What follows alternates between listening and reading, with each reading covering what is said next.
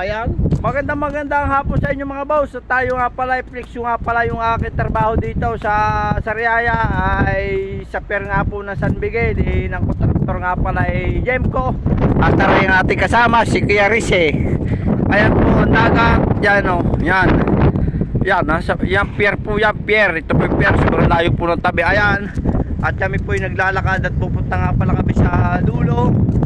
Dahil po ay nag-break time at pagka break time bumalik po ulit dito po sa aming pinagtatrabahuan ng alas 5. Ay kami nga pala mga po sa Utay ay kailangan walang pipista ay naghahapit.